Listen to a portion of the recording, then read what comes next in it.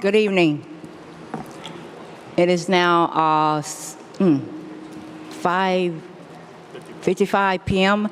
and the regular city council meeting for the city of Compton is now in order. Call to order. Madam City Clerk, roll call. Member Duhart? Here. Member Spicer? Here. Member Bowers? Here. Member Darden? Here. And Mayor Sharif. Here, I need a motion to reconvene from closed session. So move. Just a second. Second. Madam City Clerk, roll call. Thank you. Member Duhart? Yes. Member Spicer? Yes. Member Bowers? Yes. Member Darden? Yes. And Mayor Sharif. Yeah.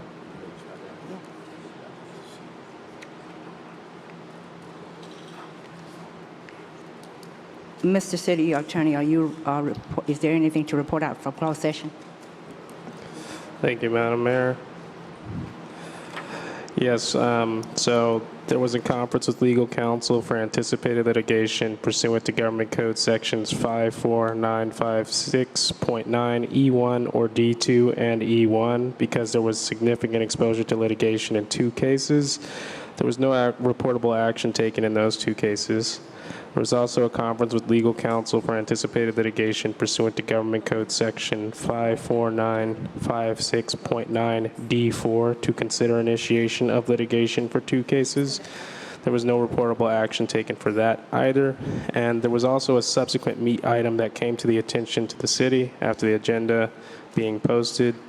And so the City Council met to consider existing litigation pursuant to Government Code Section 54956.9D1 for one item, and it was called Diane Carmaine versus City of Compton, and that's Los Angeles case number 25 CMCV 02081, and the City Council, no reportable action was taken from that case either, and that was all I have to report, Madam Mayor. Thank you. Can you, first, can you hear us out there? In the back, can you, not with the fans on? Okay, we need to turn the fans off, please.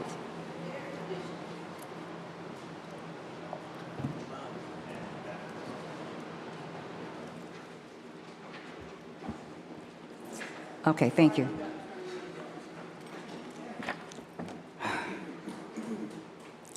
Madam City Clerk, we have public comments. Did you give the public comment? You have public comments, Madam Mayor.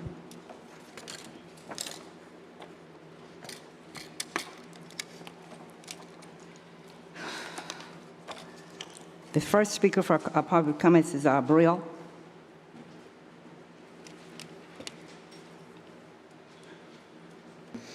Abril Villanueva, District 2. I'm here because I wanted to make sure that the community know that tomorrow there's going to be an Environmental Justice Advisory Council meeting, and they're going to be discussing the permit for World Oil. World Oil is the company that has been releasing those disgusting smells. And so I just hope the community are aware and they ask questions about this permit. Based on my information, there's two different type of permits. We have the temporary permit to fix their equipment, and we have another permit that allows the company to operate every 10 years. So I'm hoping that during this meeting that people are going to be more aware. I will be sending out an email with you guys with the information.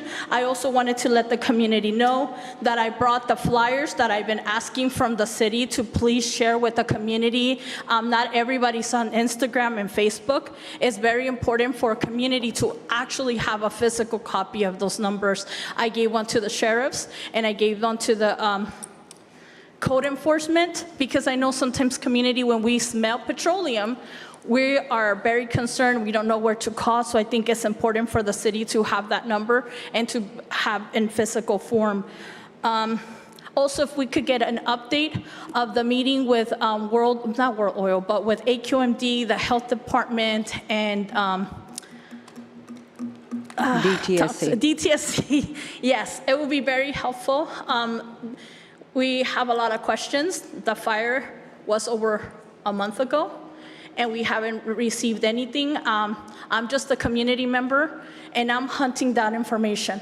And I don't think it's fair for me to be on the phone sometimes from 9 in the morning to 3 or 4 in the afternoon, trying to figure out what's happening. I hope that we can get more information from this body. I'm not the only person that's being affected by this. And I hope that you guys bring more information to the community. Thank you so much. The next speaker is Anthony Perry.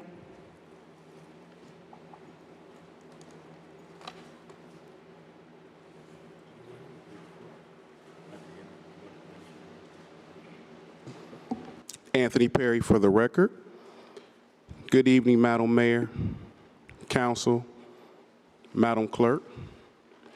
I'm a concerned citizen and a member of the National Association for Equal Justice in America. And we have some concerns with our public safety and our sheriffs in Compton. With the murders of Eric Washington and Mia Jenkins, it's highlighted a lot of things that was building up prior to that. We're concerned with our deputies' staffing, training, and responsiveness. Some possible solutions is to have a Compton Civilian Oversight Committee, or even bringing in a Compton Police Chief just to oversee the sheriffs, to be able to report to the council and the constituents. We're also concerned with the lack of transparency of how our $30+ million is being spent by the sheriffs in detail. A possible solution is to have monthly audits by the sheriffs regarding payroll and expenses made public for the council and the community. We're also concerned with possible deputy cliques in gangs. We want to ensure that if there are deputy cliques and gangs, that none of them are in our Compton Sheriff's Department. And we will ask for the list of names of all the deputies and background checks for all of the deputies to ensure they have a clean policing record. The city does background checks on our employees, and the sheriffs work for us, and we just want to ensure transparency. I would like to thank Deputy McClintock. He just gave me a website, lasd.org/transparency. That's lasd.org/transparency. And we just want to ensure that our women, our children, and all of our constituents is safe in the city of Compton. Thank you all, and God bless.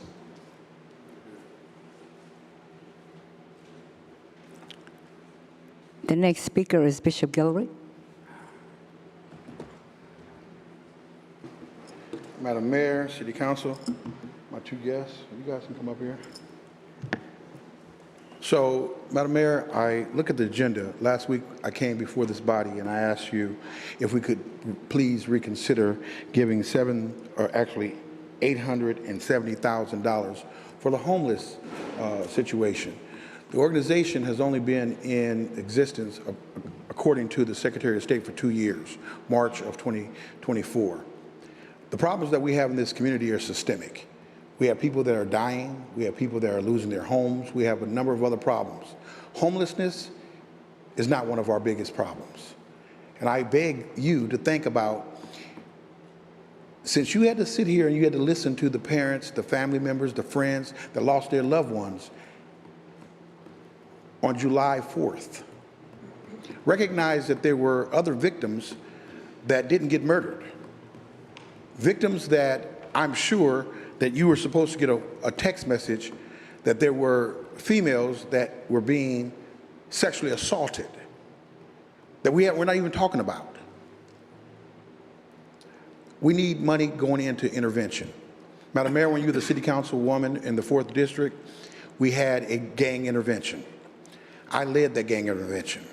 When it got to a point where we could not solve the problems because many of the people that were trying to talk to the young gang members, they could not and would not stop the killing. Well, now we have people here that are from this community that can stop it. And they're bringing their friends that can be recognized by those young people that can think twice. Now, we're not coming to the city and asking you for money. We're asking for your cooperation. David is doing an event August 1st at Lueders Park. The councilman is doing an event at Wilson Park. We have a number of other things that's going on. The mayor, you're doing something over at Tucker Park, but that's not helping those kids. We need to get those kids out of the community. We're going to be taking 10 of them first to Catalina. They need to not think that murder is normalized. Don't give this money to the homeless program. Let's take that money and divide it amongst programs that are already out, that are working and hopefully working toward helping the kids. That's a lot of money. But if we don't start helping our kids right now, we're not going to be able to help them. When they take that leap, it's over. So please, we want Compton to be safe. People are not going to come down to Compton if it's not safe. But we don't need another dog and pony show. Millions have gone to Hopix. There's almost $1 billion that they can't find. They don't need Compton's money. We don't have a homeless program like that. We have a problem with our kids. Let's help our kids and help the people that's helping them. Thank you very much.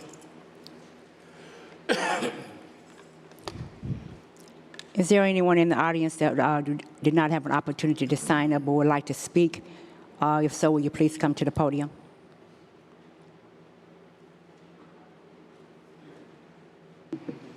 Tanya Lewis, 1st District. I don't even know why it's back on the agenda. It was here last week.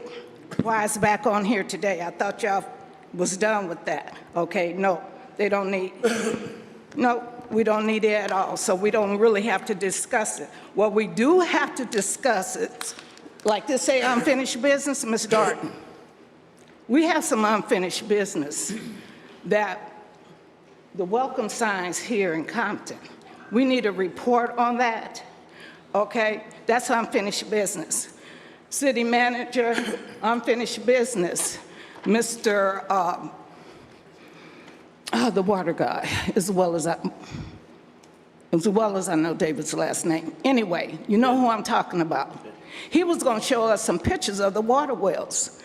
That's unfinished business because we only have one more week before we close down for a month and don't come back until September. So we have a whole lot of unfinished business for next week.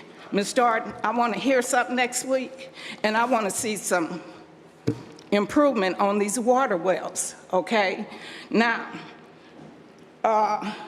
what are we going to do with the city of Compton in the next 7 months? Because in the next 7 months, February the 14th, Super Bowl.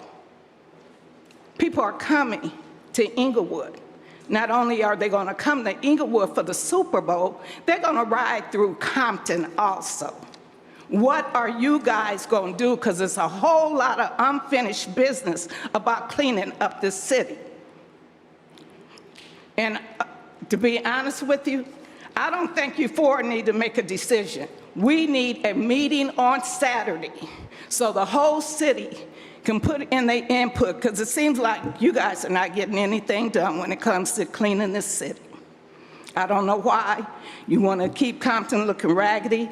Is somebody paying you guys to keep Compton looking raggedy? Evidently so. Something is in it for you to keep this city looking the way it's looking. So the unfinished business that we discussed, because we don't forget what we have said time and time again to you people. Get something done with Compton. You only, on a timeline now, you don't know if you're going to be in office, so if you were to leave, you should get something done.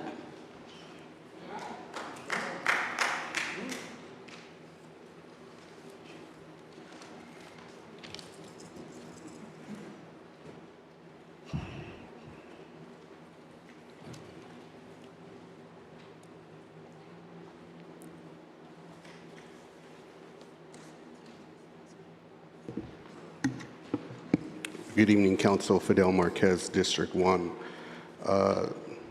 Item number 5, $700,000 for gas for the whole fleet seems to be excessive, and the same amount comes up every twice a year.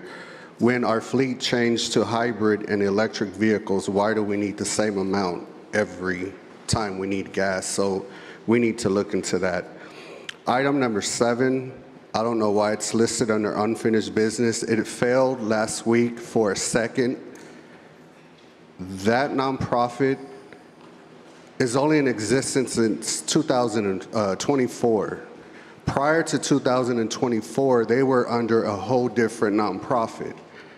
Now, did anybody investigate why they changed their name? That should be concerning and a red flag, number 1. Also, I understand we only picked homeless and mental nonprofits. Here we are, July, you guys are off August. We have to spend the money by December. If we can't get this revised and send a whole new RFP to pick a whole set of different nonprofits, we need to send the money back to HUD. It doesn't make any sense why there's $24 billion missing under the homeless nonprofit umbrella, and we chose to pick homelessness to give $870,000 to. I have a big problem with that. And then also item number 10, is that gonna make Compton safe? And if so, why did these people have to die? For anyone to come up with this software to make the city safe.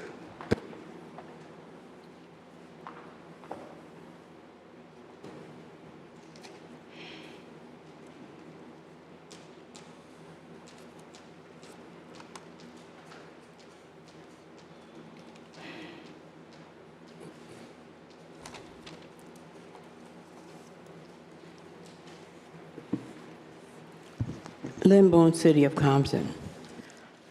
We still don't have a city manager. We still don't have a city controller. We still don't have a city attorney. And as far as the deputy clerk, she doesn't qualify for that because if something was to happen to the clerk, the qualifications of the clerk is that they must live in the city, must be registered to vote in the city. And I'm sorry, Maria, you don't meet those qualifications. I say this to say that mostly all of you guys sat up there for 5 years because they changed the election process to go to even years instead of odd years. And out of all the administrations prior to you, you guys have done the least, and you've been up there the longest. 505 of the charter still states that if you can get rid of a council person or an elected official if they commit moral turpitude. And the meaning of that is an act or behavior that gravely violates the sentiment or accepted standards of the community. The credit cards. You still haven't presented the full evaluation of the credit cards. And you have Mr. Spicer sitting there. Plus, I put in a complaint to ask, why did Mr. Spicer have councilperson next to his name? He's supposed to have at least one of the two documents, which is a certification saying that he won the election, or a resolution saying that you appointed him. He has neither. He's committed the crime of moral turpitude. You haven't done anything about that. You know, I mean, it's sad. You guys are one of the only cities, we are one of the only cities left with a black council. And this is a representation we have. You do nothing. And you break the laws of the city. You have two people sitting up there that are in violation of the city. You know, and the city attorney, before he left, he actually sent you a memo stating that councilperson in District 1 was not eligible because she participated on a commission, which clearly states in the charter you can't be appointed or elected to elected office within the year. But yet and still, she sits there. Spicer sits there. And you all sit there, and you all, I mean, you just, it's like throwing mud in the face of the people. You don't care. You don't care. And Mr. Grooms is a very nice person, but Mr. Grooms is not the person that's going to change this city. And I don't care if you extend.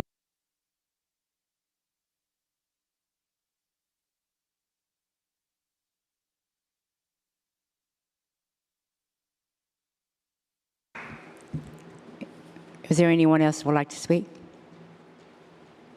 Madam City Clerk. Madam City Clerk, that's the end of the audience comments. And we have no other listing. I believe you wanted to add a subsequent need item? Yes. I would like to add an item to the agenda that was not clarified before the agenda was posted. The matter relates to the use of Dollar High facility. The family is requesting a waiver of fees for the proposed use on Saturday, July 25th, 2026. I request that we add the item to the agenda for discussion. Is there a motion to add the item to the agenda? So moved. Second. Thank you. Roll call, Madam City Clerk. Thank you. Member Duhart? Yes. Member Spicer? Yes. Member Bowers? Yes. Member Darden? Yes. And Mayor Sharif? Yes. Is there any discussion? Okay, this item here is about Eric Washington. His mother had requested that she wanted to use the facility there at Dollar High for the repast, and that would be for like from 4 to 6, 4 to 8 that evening. The service would be at 11 o'clock at a church, but that's what this is regarding. She had called, and she did speak to my office in regarding this, and because it did not make it to the agenda, I was just asking the council if they would consider supporting the waiver of fees there for this event. Madam Mayor? Yes, sir. So I could just add that the cost for the facility, for the hours that she's going to use it, and everything associated, the total cost will be $3,100 for the rental facility, and $259 of that total would be a refundable deposit.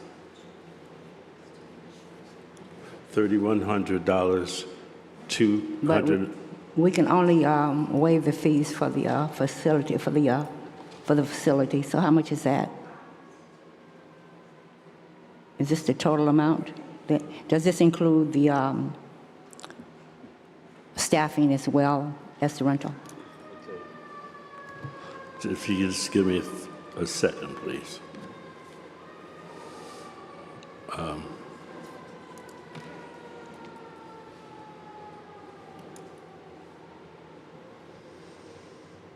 Okay.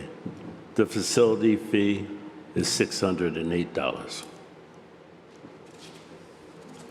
That's for the facility? That's for the rental? The facility fee is $608. Okay. I need to, so the rest of it is for staffing? There's the cost for the deposit, as I mentioned, which is refundable. There's an application fee. There's a recreation staff fee. There's a custodial staff fee. And there's a security staff fee. Where's the security? I beg your pardon? How much is it? How much is the security? Uh-huh.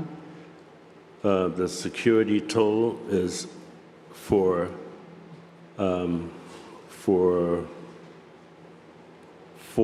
security people recommended for the estimated attendance, and for 4 hours, the total security cost is $1,097. Okay.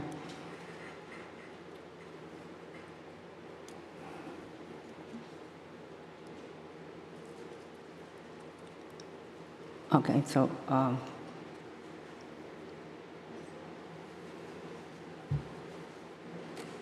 we can we can break it down where we can share what we can really waive, Mr. City Attorney. What portion of this can we waive? Do you have any idea? That's entirely contingent upon the council, Madam Mayor. Madam Mayor, I believe that I'm sorry. I believe that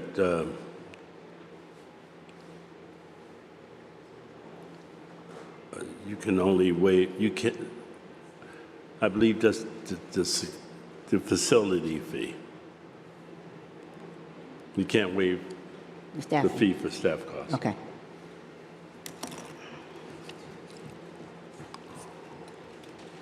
Can't waive staffing, $1,097.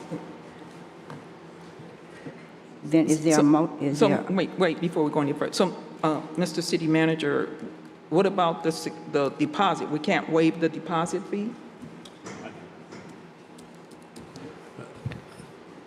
I think you can, based on, well, if you make the assumption that no damage is done, but the deposit is to cover if damages are done to the facility. So that is in part a facility fee. So that's part of the $608? No. The I got to get this back again. Sorry. The security deposit is $250.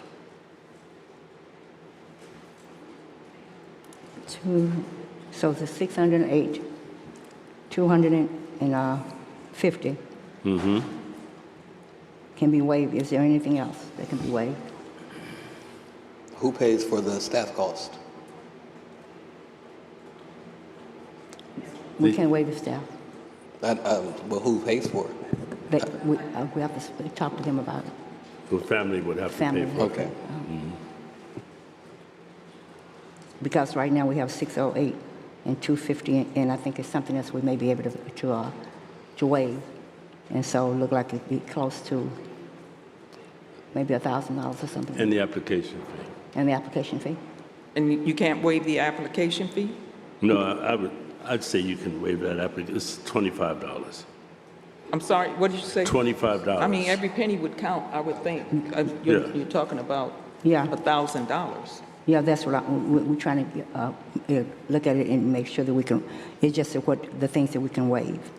And that's 608, 250, what about the 259? What is that for? I'm sorry, the 259, so the security deposit is 250, the application fee is 25, the facility fee is $608. Okay, so I that's, think if you add those three together, you get the facility cost and the staff cost is the balance. So you're adding 250 and 25, that's 275. plus the And 608. 608 is 683. 682. Okay. 682. Oh, wait, I didn't mean to say that.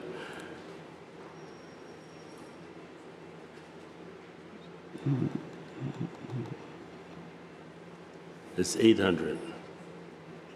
Yeah, it's 882. 883. 882. Okay. Okay. Okay, so is it, So what's the total? the total? 882. 882 for the $882. That's being waived, or that's what's left? What's the balance? The balance are the costs for staff. I know, what's that number, though? It's the difference between 882 and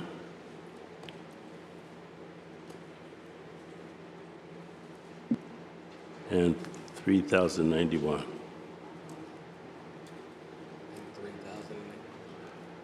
No, that 2,200 something. yes, It's a little over $2,000.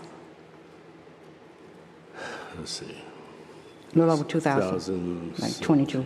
Yes, that's right. About a little over $2,200. It's what would be left. Yep. So he said it's $2,100 that they're supposed to pay? About 20 That's correct. about I'll make a 22. donation of $500 to the Washington family.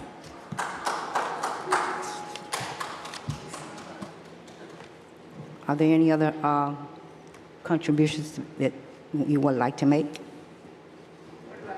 I'll take care of the cost of the staff. Staff is 2218.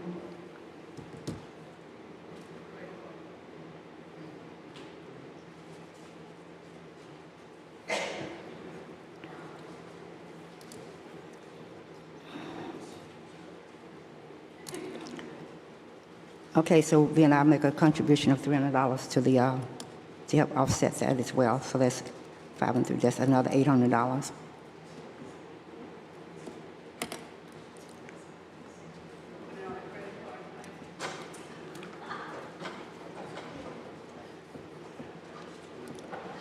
Okay.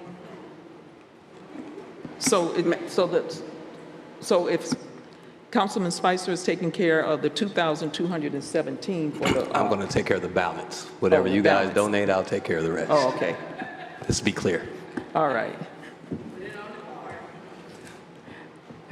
So 300, 500? Yeah. So we just, what we just do is just, we know $882. Mm-hmm.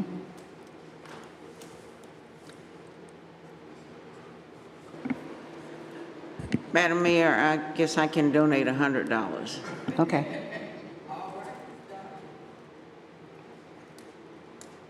Okay. Madam Mayor, Uh-huh. I'll contribute $400. $400 is being contributed. Ms. Darden is 100. 400 from Mr. Grooms. Okay. That's 8, 9, 10, 11. We're getting close. Yeah.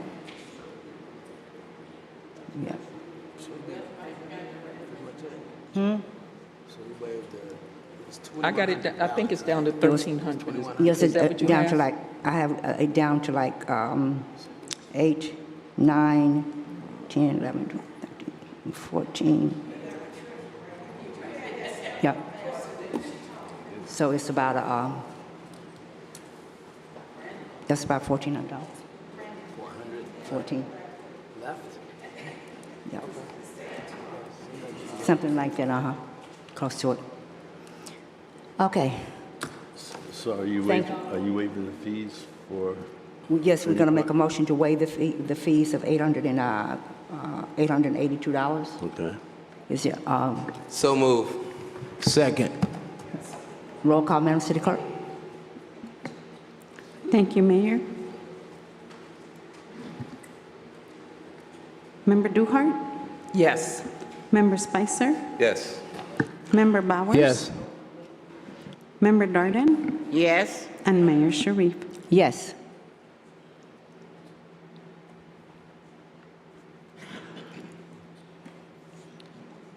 Okay. Mr. City Attorney, do we have to make another motion or anything on this item?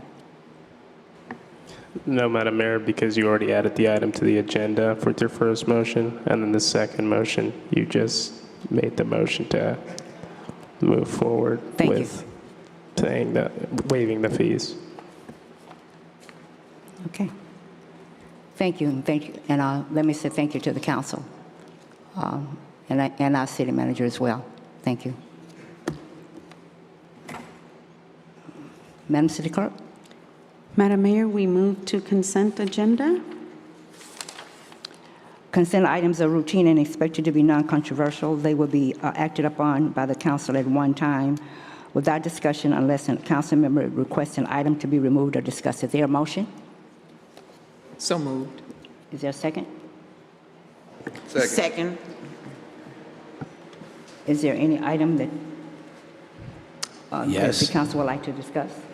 That particular item? Yes. Number 5?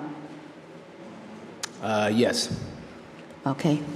Madam City Clerk, we will approve all of the items except for number 5, and that would be pulled for discussion. That item is pulled for discussion. Councilman Bowers, do you now have the floor? Can you come up, please, Chair? She said she'll do it after. She's going to take discussion first. Can you make this clear of how we're purchasing this fuel? It seems like the number's gone up considerably, but in reading through the documents here, it's showing that, I'll just use this one for diesel, that we purchased, correct me if I'm wrong, this number is 84,000 gallons?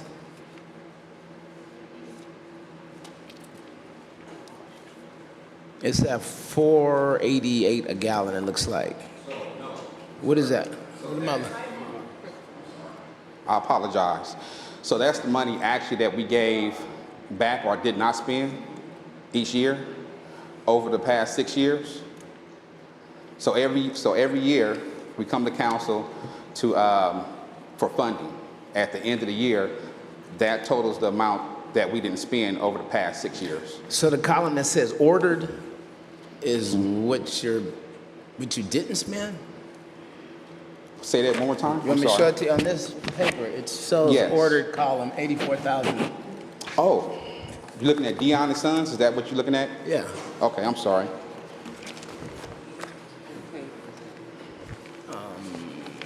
Like 3. And then you're looking at the gasoline?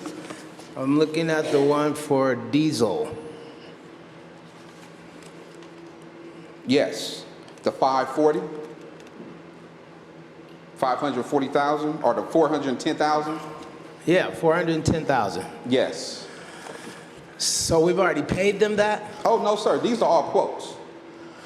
Yes, sir. If you look up top to your right, it says quotation or quote. Okay, so what I'm trying to understand is, so they're quoting $410,000. And that amount of fuel is 84,000 gallons, right? Yes. So we're going to pay that up front, and they're going to deliver fuel until it reaches 84,000 gallons because the city can only hold 6,000 max. How does that, how's this working? No, sir. We're here to get approval for a PO, and we'll order as needed. So my next question is, how much fuel are we using monthly? Because I know we're supposed to have some electric vehicles, some natural gas, et cetera, but I also read in the report where they're stating that the vehicles are old, they're burning a lot of fuel, et cetera, but I know also we were supposed to look at leasing vehicles for public works and general services. So we have not leased those vehicles as of yet. The fleet is old. I believe 75% of our fleet is from the 2008 and 2011 era, when we last time purchased vehicles. So we do have an old fleet. As you see, general services is riding around in old vehicles, public works. So all of our maintenance staff, we're riding around in old vehicles. Yes, sir. So our fleet is not up to date.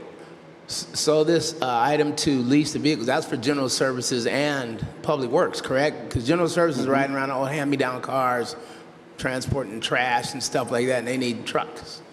Yes, sir. So again, my question is the tabulation of fuel that we're using monthly, so we can guess, how is this, how much diesel, how much gasoline, how many gasoline vehicles do we have versus how many diesel vehicles we have, and how many electric, So for the fuel, we hold about 8,000 gallons, but at 2,500, the fuel tank shut off. It's emergency shut off. So we order around 4,000 gallons every 2 weeks, and that's about $50,000 a month. Do you have exact numbers monthly of how much fuel we're using? Yes. Some kind of way, I'd like to see those at some point, or maybe in your report, what we're using on average. Okay. I can bring it back to you. That would help out a lot. Madam Mayor. Thank you. Mr. City Manager? I just want to repeat that if we don't use fuel, we don't pay for the fuel. Okay. Thank you.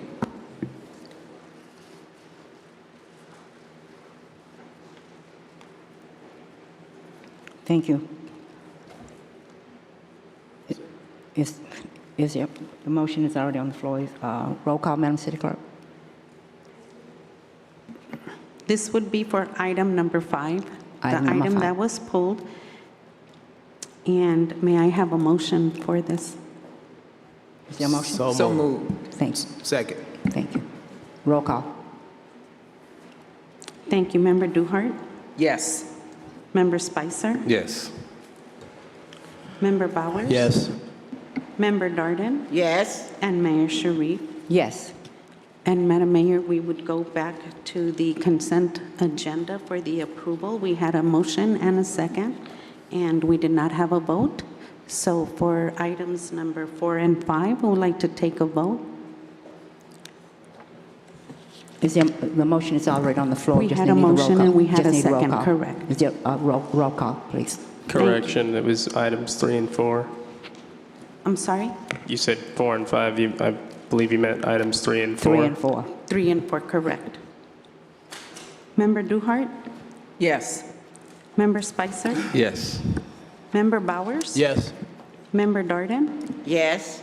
And Mayor Sharif? Yes. And this item passes 5-0. Mayor, we move to regular agenda, the city manager's report. Number 5 is a discussion and direction empowering Reach Foundation. Mr. City Manager? Thanks, Madam Mayor, Council. This item was proposed to be acted on last week, and it died for lack of a second. Councilmember Darden requested that we put it back on the agenda to provide some explanation around the item. And I'm prepared to do that if you like. So I'll just... Yes, sir, you have the floor. Okay. Well, this item relates to the use of HUD funds. And by background, I would say that these HUD funds were awarded in 2021. They haven't been used, obviously. So there have been a number of contacts with HUD and communications from HUD about the urgency in using money that has been around for so long. So in the first instance, in March of 23, we got a notification from HUD regarding the non-use of the funds, and they required us to submit a plan for the use by March 31st. So we got the notice on March 17th. We got all of 2 weeks to submit a plan, and the plan was submitted to HUD as to what categories of use would be intended by the city. There was a second notice from HUD. Well, the city actually, in October of 25, amended the use that was submitted in March of 23. They amended the use of the funds, but still did not act to award the money or use the money. And so that brought us up to March of 26. Now, 3 years after the award of the money, 5 years after the award of the money, in 2026, and HUD sent a letter further escalating the necessity to use the money or possibly lose the money. But an RFP was issued by staff in October of 25, and that RFP was, it resulted in the applications being received for candidate users, but the action was not brought forward. So with all that, then we got the letter in March of 26, and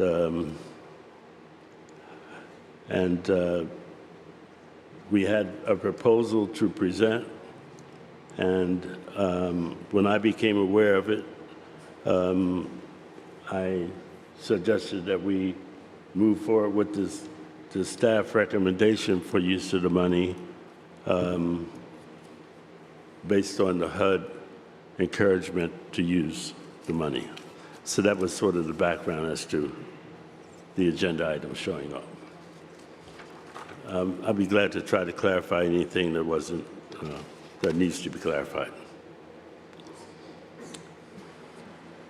Thank you, Mr. City Manager. Is there any questions from the concerns from the council? Yeah, Mr. City Manager, I have a long list of concerns here. Number one, these funds were COVID funds, and we received these back in 2021. This organization just became a nonprofit in 2024. The monies were supposed to be for the city, how it was impacted by COVID. This organization was nowhere around here during COVID. They're in Los Angeles somewhere. Why don't they solicit LA for COVID funds? I know it says HUD, but the thing is, these are COVID funds. We wouldn't have gotten them if it wasn't for COVID. Now, during that process, there was a list of things that we could use the COVID monies for, and it had to be spent by December of 2026. It had to be encumbered, I believe, I want to say it was December of 25 or somewhere like that, but it had to be spent by 2026. So here we are, 4 months out. It's a rush job. We got to hurry up and spend it, or we're going to lose it. And that game has been played time and time again. This is almost $1 million to an organization nobody knows anything about. And we have plenty of organizations in our city that could have used this funding.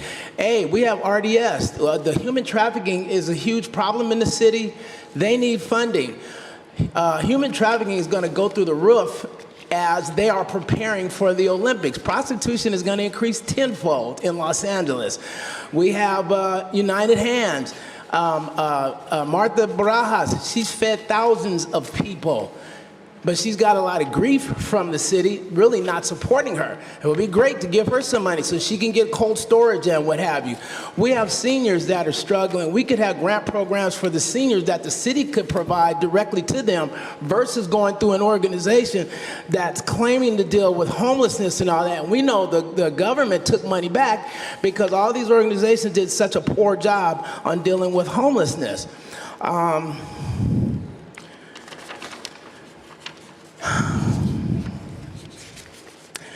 Did anybody go visit their establishment in Los Angeles? Nobody went there. And if you Google it, it looks like it doesn't look very good, let's put it that way. I would like to visit their facility. Also in this document, it states that they have 20 years of experience, and that was a for-profit. They were a for-profit. And if you look at the research, they weren't in very good standings with the state and what have you for a number of years. In this report, it says, this proposal submitted by Empowering Reach Foundation was complete and responsive to the RFP and demonstrated the organizational capacity to deliver eligible supportive services for a 20-month period. What is that supposed to mean? We have other entities here that can deliver supportive services. There's other things we could use that money for, our parks, that water fountain over there, other public safety issues. This item on here tonight called Leo site, I think it's $300-something. That's a public safety item. We could have paid for that with this monies. Another thing, the city never comes back with an update or audit on these nonprofits, i.e. the last one we did a significant payout on was the Nimble Thoughts. That's supposed to be providing mental health for our youth in our parks. I haven't seen hide nor hair of them. There's been no report, no update, nothing. We don't know who they serve, but the money's gone and you don't see anybody.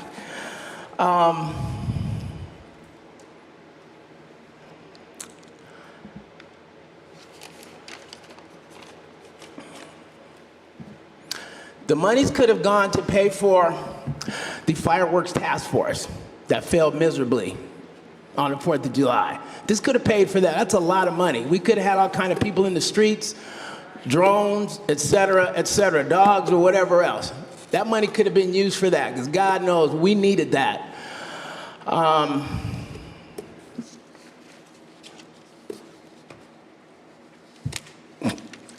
mean, there's plenty of things here in the city that we could have utilized that money for that would have complied with the ARPA funds.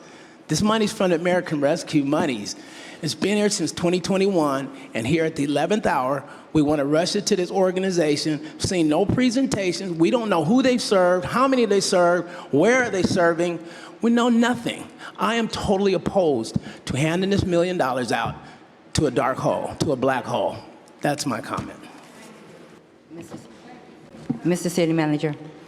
Thank you. Mr. Bowers, I heard all your comments. I would want to point out a couple of things. First of all, the council did approve the plan for the categories of use of the money. So a number of those categories of uses that you outlined are needs, but they aren't consistent with what was submitted as a part of the plan to HUD.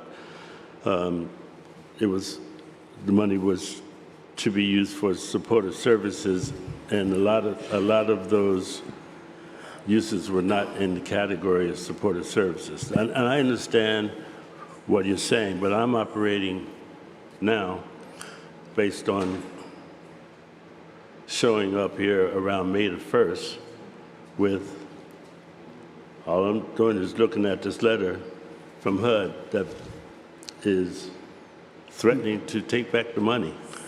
And I'm I'm dealing primarily from a position, a disadvantageous position of not having the luxury of a lot of time to go through a process that would come up with a different result. I understand, Mr. Grims. I'm sorry, I don't mean to cut you off. We had a conversation. I remember the council had a conversation on where we would like to see that money be spent on. We had that conversation. And maybe the term supportive services came up, but I know we were a little more specific as well. To me, supportive services is just so vague. What does that mean exactly? And again, where is the organization? Where's their data? You know, there's nothing to corroborate who they are. And just the fact that they've been a nonprofit, according to the state records, about 2 years, and at least some of the ones we have on the list, we've dealt with them over the years. Now, you know, whether they're good or bad, but we have dealt with them. We have some relationship with them. I just have an issue with, again, there's nobody here.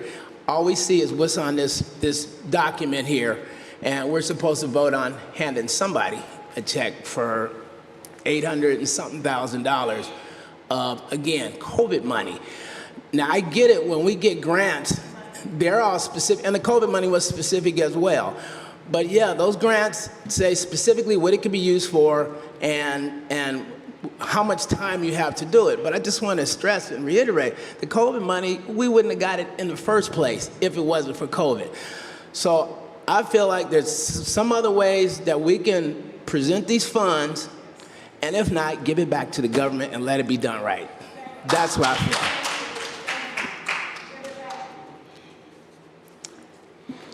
Are there any other concerns or questions from the council?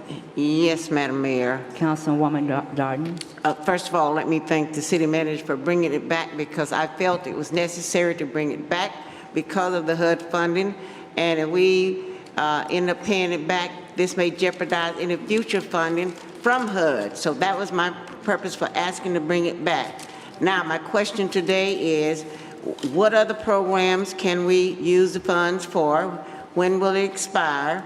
I heard Councilman Bauer saying December, so I'm not sure if that's the date. And also, although staff has recommended REACH, we can change our minds and award it to another one of the persons that submitted the RFP. Now, I was at Volunteer Americas at their grand opening for the kindergarten, and doing the discussions, they offer a lot of programs, even currently, for the homeless. So, and their bid is basically $2 difference. So why can't we have them here in the city at 3 different facilities? So why can't we just award it to them? We can monitor them more than we can someone way in LA. So that's just my comments right now. Are there any other questions from the concerns from the council? Councilwoman Duhart? Yes, thank you, Madam Mayor. So I know that staff is the one that picked Fair Housing Foundation, but who was number 2? Who was number 3? Who was number 4? That's what I would like to know. And I agree with Councilwoman Darden. Volunteers of America, they're here in the city of Compton. Hopix is here now. New Beginnings, I don't know about REACH, I'd have to look them up, but I just would like to know in what order were these people selected. I know that is it the Fair Housing was No, it was not Fair Housing. I mean, REACH Foundation. I'm sorry, REACH. So they were number 1. So who was number 2? Do we have that information? I know. I'm going to ask Ms. Benz, who was, I believe, a part of the committee that met on this, to answer that question.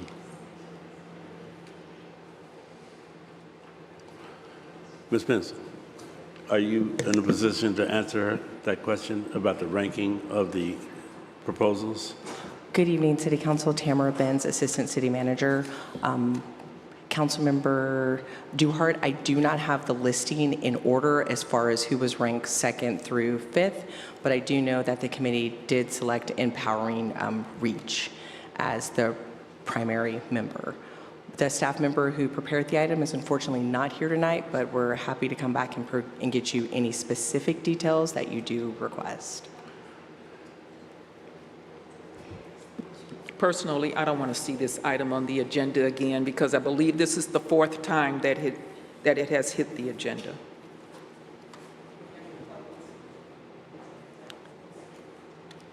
Any other council, any other concerns? Well, I'm going to say this. I have some of the same concerns as my colleagues because I noticed here that they said that they had bought property here in the city of Compton to show that they will be in the city, but I still don't have an address or anything as to where they may be. I don't know if this is a lot. I have no idea. I don't know if they're building something from the ground up. I have no idea. And so that is a concern for me because we do know that they are in Los Angeles, and that's where they are. That's where they are located. But I would like to know where they are now in the city of Compton, because I know a lot of it is, they say it's casework. I need to know how they getting the people to back and forth as far as trying to, with the casework is concerned. Because obviously, if they're not here in the city of Compton, will the people have to go into Los Angeles for this casework? Or how is this really being done, and how are they taking care of that? And that is big. And also, I do understand that the background, the owner's background is probably, I think it's in health and health and home. I mean, they go hand in hand, but we are looking for someone that really is looking at the homeless situation, and so that we can make sure that we have a system in place that we can address this issue with the homelessness. I know a lot of people don't think we have a lot of people out here, but we have approximately almost 600 people that's homeless in this city. And so this is the reason, that's why we're trying to focus on addressing this issue. So Mr.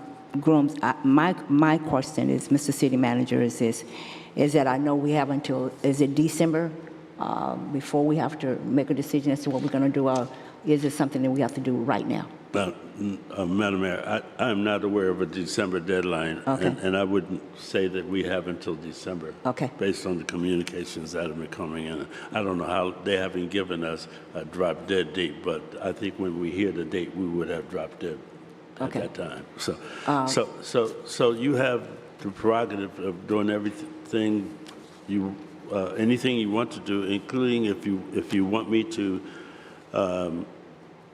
ask HUD for an extension based on our situation, with me just coming here and try to go through a process that they would allow us the time to do, I could attempt to do that.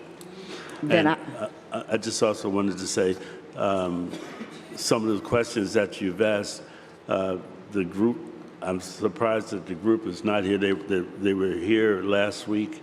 I don't see them tonight. So they could answer some of the questions that I can ask about their capacity, but I do know that one of their strengths was they had access to resources, mental health and otherwise, that Hopix doesn't have. And Hopix was also here last week to speak about the value added by what this group offered to deal with the homeless situation. So I just say that as a matter of the record. They were going to be here, but clearly you have the ability to make whatever decision you like.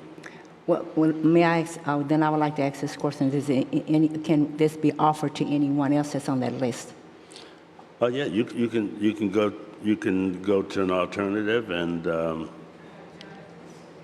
you can certainly, you have an ability to select an alternative, one of the other groups. But I would recommend that yes, you can allocate the money to one of the other groups. They submitted proposals. They submitted the proposals, okay. Then. I'd like to make a motion to give this money to Volunteers of America. They are in the city of Compton. Second. Thank you. Roll call, Madam City Clerk. Thank you, Mayor. One question. Is there going to be a conflict because of one of the employees may be a commissioner? I'm just asking the question. That's a question for him. Mr. City Attorney? I'm sorry, Madam Mayor, I didn't hear the question.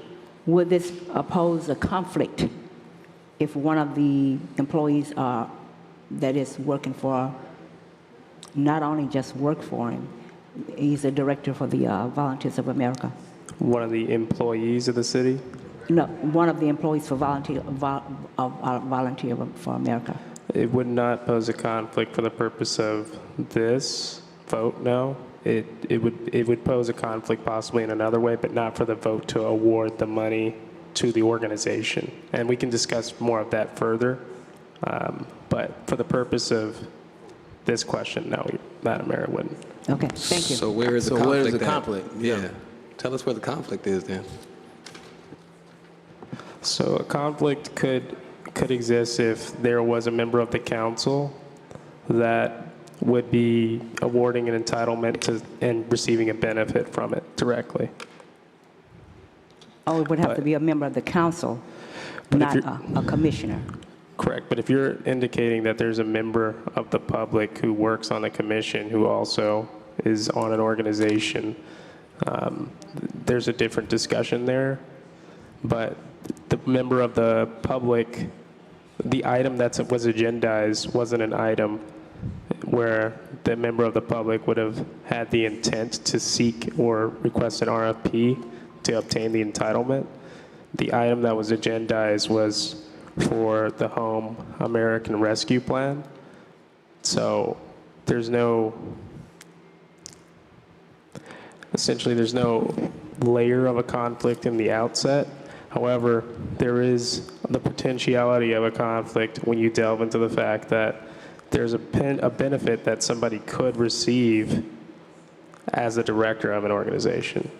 So the agendized matter isn't, but the potential benefit that they can receive based on what is being suggested could theoretically be one based on an analysis that's performed. But the answer to the question is no, because the agenda, the item that was agendized, does not indicate that the city council was moving to award initially in the outset the item to them. It was to award it to Home American Rescue Plan. Okay. So can we award it to two organizations, split it? If the council would prefer, the council could split it among multiple organizations, yes. And that would, of course, resolve that issue.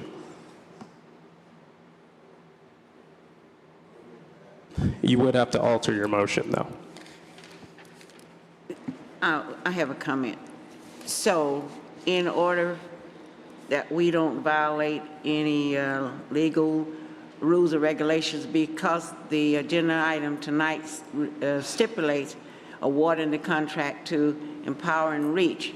So I know my colleague, Councilwoman Duhart, would like for it not to come back. But to make sure we're doing everything legally, and I hear him saying split it, that's a good idea as well. So unfortunately, I think we just need to bring it back and make sure everything is taken care of legally. Yes, Councilwoman, that's correct. That's another option. The council has two options. It can, one, make an amendment so that multiple organizations or a particular organization can receive the potential funding here, or two, it can table the discussion to another week and then award it to a different organization entirely, because the agendized item was for a Home American Rescue Plan. That's just a staff recommendation. It doesn't say that we have to go with that recommendation. We can choose to give the money to whoever we want to give it to. Correct. That's why you'd have the ability to amend the agendized item to make it whatever you would propose. So if you sought to make it multiple organizations or another organization, you could do that. Okay, thank you. Is there another motion on the floor? Or is this thing? No, we're bringing it back. There was initially a motion on the floor for the organization that Councilwoman Duhart brought. However, it sounded like there was an alternative that was proposed. But right now, is that, I do agree with the Councilwoman Darden. I would like for us to pull the motion back and just bring the item back next week. And So we just can for make a clarity, do you need 3 votes or 4 votes for this item? This is a 3-vote item, correct? Yes, Councilman, that would be a 3-vote item. Thank you. This Councilwoman, I like to call you Duhart, I mean Darden. Councilwoman Duhart, she has to rescind her motion, correct? Yes, I'm going to request that, Ms. Oh. Darden. Yes. Councilwoman Duhart, would you rescind your motion? Yeah, before I rescind it, Okay. you're going to bring it back next week, correct? Yes. And when you bring it back, are we doing multiple? We doing 2? What are we doing? I need to know what we are doing, because Excuse me. it's confusing. I don't think it's confusing. What we're doing is this, we're bringing it back next It ain't week. confusing to you, it's confusing to me. We're going to bring it back next week. We're bringing it back bringing next it- week. It's up to us to make a decision as to whether or not we're going to do 2 or we're doing 1. And right now, someone said, there are some that saying split it. For me, if we want to vote on it, fine. But for me, I would say do a deep dive on some of the other firms and make a decision as to which one we want to give it to. Councilwoman, will... That's what I'm saying. We'll make a recommendation. We'll have coordinate with staff to make a recommendation that the award have multiple, and then the council can make a decision ultimately from there. And so when you say multiple, are we talking about the 5 organizations that are on this list, correct? Correct. No other organizations that are not listed here? Correct. That's why I was confused. All right, thank you. I withdraw my motion. I withdraw my second. Thank you.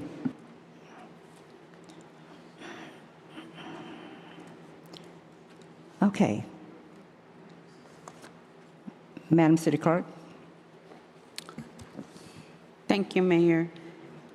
The way that I understood it, number 6, under the discussion, a motion was made, seconded, then it was withdrawn, both motion and second, and it would be brought back, and I believe that reflects on number 7, is that correct? Yes. Reflects on number 7 to be brought back next week for council's review and approval of the multiple agencies that are listed there. Yes. Madam City Clerk, I made a misstatement. It was just number 6. Number 6, okay. Yes. It's not number 7? It's number 7, isn't it? Madam Mayor. When we discussed number 7? Madam So Mayor. discussion was, as I understood the discussion was made under 6. Yes. However, it was reflecting on number 7. So I believe what we're bringing back is number 7. Is that correct? Mr. City Manager would like to speak. Hold on for a minute, please. Thank you. Well, yes, thank you.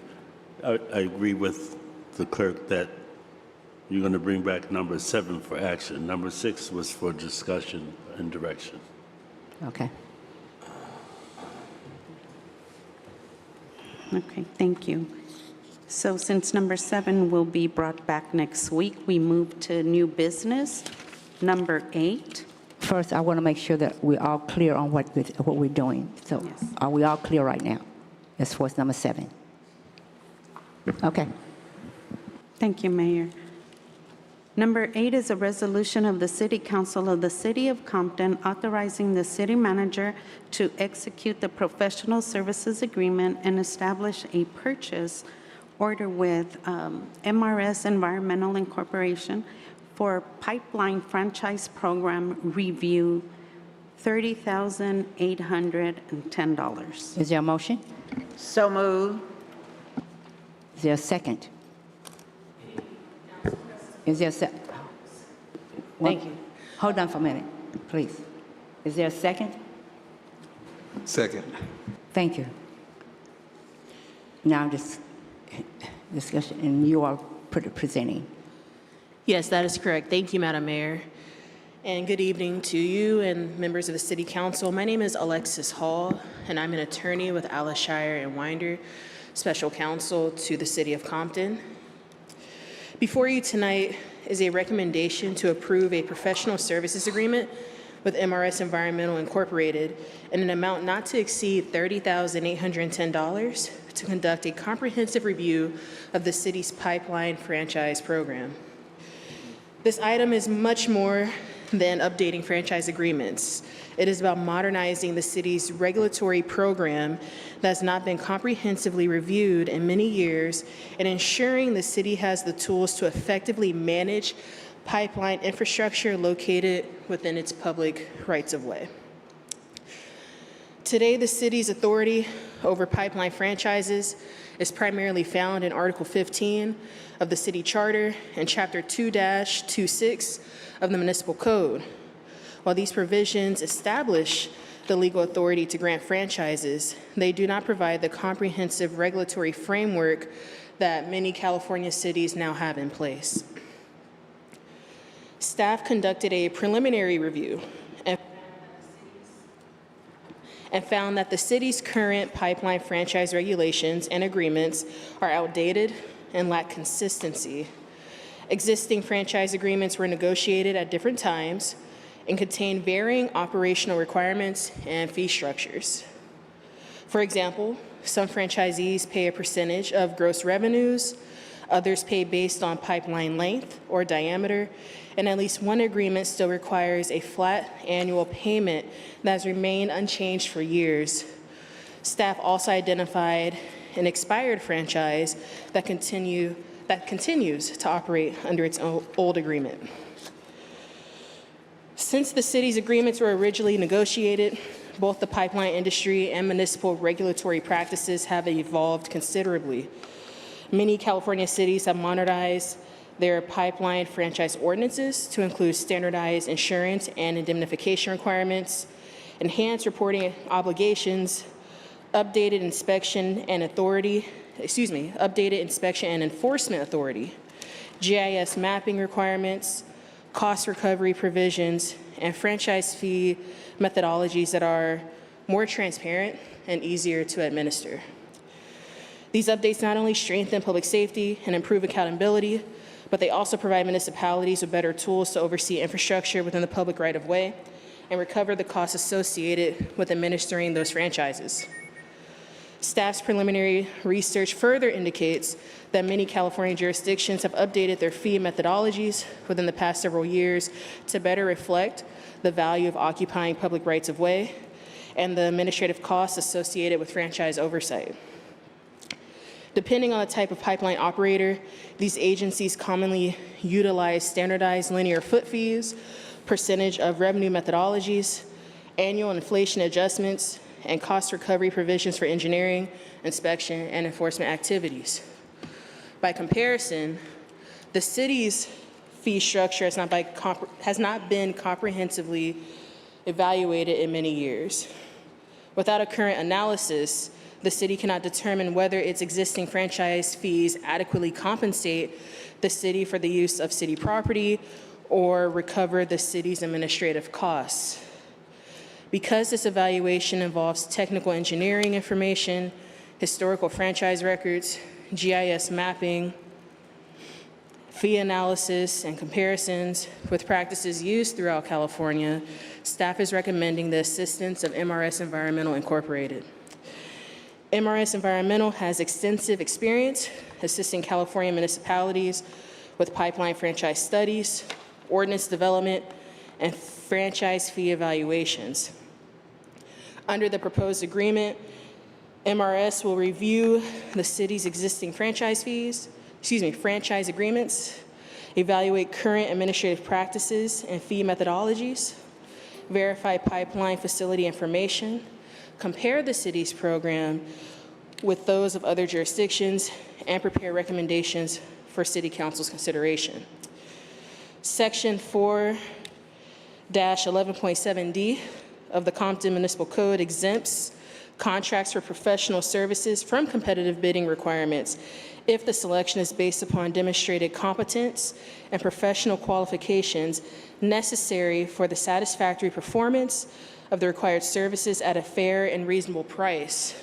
And staff has found that that code section applies to MRS Environmental. It is important to emphasize that no changes to franchise fees or city regulations are being proposed tonight. Rather, staff is requesting authorization to complete the technical review necessary to develop informed recommendations. Once that work is complete, staff will return to the City Council with the consultant's findings and any recommended updates to the city's pipeline franchise ordinance, fee structure, and administrative practices for your consideration.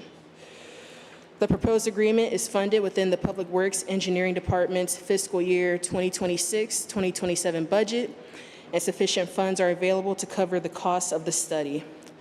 Accordingly, staff recommends that the City Council approve the professional services agreement with MRS Environmental Incorporated in an amount not to exceed $30,810, authorize the city manager to execute the agreement and any related documents necessary to implement it, establish a purchase order in the amount of $30,810, and direct staff to return to the City Council with the consultant's findings and recommendations upon completion of the study. Thank you, and I would be happy to answer any questions. Councilwoman Duhart. Yes, thank you, Madam Mayor. I have several questions. First, how many pipeline franchise ordinance projects have you completed besides Carson? Like our office in particular, Alashire and Winder? MRS. I can't speak for MRS. In my capacity, I've only worked with MRS in the city of Carson as an attorney. I can't speak for MRS's dealings in other cities, but from my understanding, they're well versed in this. So nobody's here from MRS to answer any of my questions? Not tonight.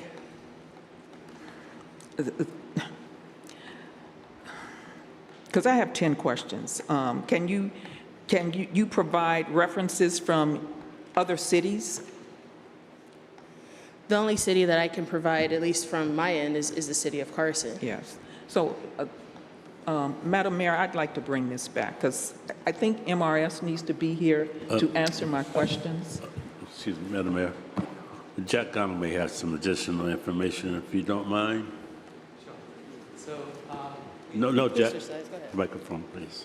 we did Pull attach the mic down. a proposal from MRS. Besides City of Carson, MRS has experience to review the pipeline franchise agreement with County of Los Angeles.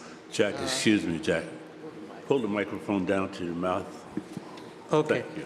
So, in addition to the experience with City of Carson, MRS also reviewed the franchise fee structure for the County of Los Angeles and the City of Los Angeles, and also Baldwin Hills Community Standards Districts. So they do have experience with multiple jurisdictions in California. And how many franchise agreements have they drafted from start to finish? I do not know the exact number of franchise drafted, but I can bring back that information to you. And what methodology do they use to calculate franchise fees? Okay. I don't have that information, but if you would like a representative from MRS, I guess that's something that we can try to coordinate. Yes, City Manager, I'd like to pull this item and bring it back. Yes, thank you. That's what we'll do. A comment, Mr. Grooms, or City council and citizens. I don't think the item should be pulled, as we know they did an outstanding job in the city of Carson. He just told you they use LA County, LA City, who has refineries throughout the county. Compton has never done this. So we're going to push this down the line. Again, it's been 100 years since we've had our pipes, our petroleum pipelines assessed. I doubt if we're getting any impact fees on it. What are we waiting on? We want to scrutinize this more than we want to hand over $1 million to this fictitious nonprofit. We're cool to do that without any scrutiny. But here we know they're proven. We know what's happened in Carson. They were very successful in the city of Carson and throughout Los Angeles County. Just told you. I mean, what are we pushing back on this for? I don't think it should be brought back. I think it should. I want answered. So I when think you it- have questions I you didn't want cut you off, answered, you get Ms. them Duhart. answered. Wait a minute. I didn't cut you off, ma'am. Councilman, just hold on for a minute. Just hold on. Councilwoman, just let him finish speaking, and then I will let you speak. Is that okay? Thank you. I think this is a crucial situation for us, and it's huge for Compton to take this step to assess these pipelines and fees. It was something that hasn't been done since Christ was a baby. Now we have the opportunity for some serious potential income, if you will. And we want to pause that. But we'll give away money, but we don't want to bring in any money now. I think it's ridiculous. Thank you. I don't think it's ridiculous. I have questions that I would like to have answered. So this is the citizens' money. This is not my money. So before I vote, I want to make sure that my questions are answered. You guys want to go ahead and vote? Do what you need to do. That $1 million is the citizens' money too. Okay. We didn't give that money away. You're about to. First, every council person here need to make sure that they're comfortable with what they're voting on and make sure that they understand what they're voting on. So therefore, Councilwoman Duhart would like to get more information, and I believe that granted her the opportunity to make sure that she's comfortable with her vote. I say we bring it back and let her and have someone here to address her concerns. May I be heard, Madam Mayor? What additional questions do you have so we can have that prepared in case maybe there's some I can't answer that Jack can answer, but in the event that we can't pass that over to MRS. I'm sorry. I can text you these questions if you'd like, or do you want me? If you want me to read them all, I will. Madam Mayor, Mr. City Manager. Councilmember Duhart, you can give those questions to me later. Okay, I'll do that. Okay. Thank you. Thank you so much for coming. Thank you. Okay.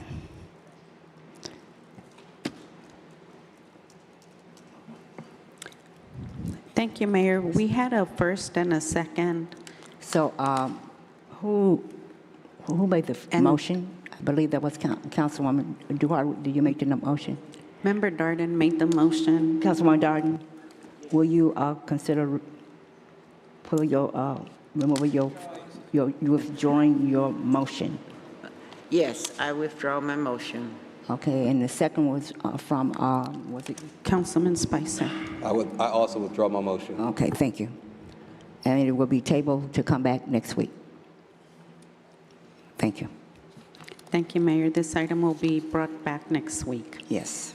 Number 9 is a resolution of the City Council of the City of Compton authorizing the city manager to enter into an agreement and establish a purchase order to Johnson Control, Inc. for the replacement of the back cooling tower located at the Compton City Hall in the amount of $524,177.50. Is there a motion? So moved. Is there a second? Second. Discussion? Is this item going to fix the AC that's in City Hall? Ms. Yes. Oh, I see this gentleman is about to speak. And my name's Charles Thompson. I work for Johnson Controls as a project development engineer. So yes, this will fix the problem that you're currently having, that your cooling system doesn't operate properly. Is there any type of warranty or anything with this? Yes, you get a year warranty on parts and labor. On all parts and labors for how long? Excuse me? For how long? I can't hear you over the talking. For how long? It's for 1 year. 1 year of. Yes. Wow. Is that the best that we can get? Is 1 year warranty? That don't sound like a lot for this amount of money. Thank you. I was having a hard time hearing you. We could look into whether BAC, which stands for Baltimore Air Coil, has an extended warranty issue or plan, but typically they only apply for or provide a 1 year warranty. At $500,000. That's tough. Okay, that was my question. Anyone else? Yeah, I have. Yes, thank you, Madam Mayor. So I noticed you've done a lot of repairs on our AC system. So how much would it cost to put in a brand new system? This system is probably over 40 years old. So, because we don't want to just keep spending money and when maybe it'd be more feasible to just do a whole new system. Okay, so your system consists of 4 different parts. This is the part that cools the water that allows the equipment to run, kind of like a radiator for a car. The compressors or the chillers are another component to replace it that they were replaced about 20 years ago. And then you have the air handling system and all the ductwork. So to go through and replace it all, it would be in the multis of millions of dollars. We provide proposals, I think 2 years ago, to replace the chillers and other components of the system. So this is the most urgent need right now to get you up and running. So 2 years ago, we did not replace the chillers? No. Oh, okay. Because I did see the pictures, and they are disgusting. So, no. I'm sorry, what was that? I said I did see the pictures that was provided for the chillers, okay. And they look very disturbing. So, I just have a question for you. It says here after, let's see, on July 9th, that you guys assessed the cooling tower and determined that basically it needed to be replaced. You guys have been out here quite a bit over the last 2 years. So 2 or 3 years ago, you didn't notice that we needed this? We have been recommending to replace the cooling tower over the last 3 or 4 years. I see. Keeping it running as long as we could. Thank you. Okay. Do we have staff to speak on this item? Oh, Hi, how are you doing tonight? My name is Janelle Biden. I'm the Director for General Services. I do have some additional information. Thank you. The $524,177 includes the removal of the existing tower. We would do a new concrete pad underneath the tower that's currently there.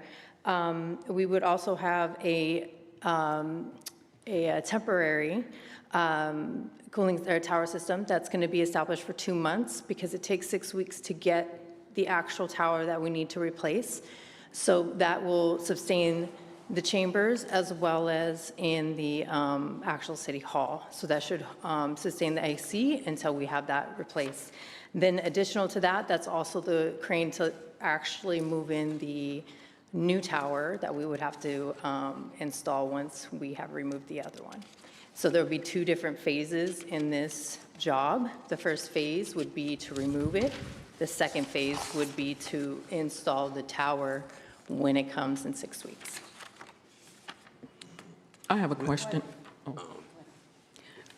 Ms. Biden, I know that you were not here when we remodeled the chambers, but I thought all of that was taken care of when this area got remodeled, that we took care of the AC, but it's not working in here. So what did we pay for when we had the council chambers remodeled?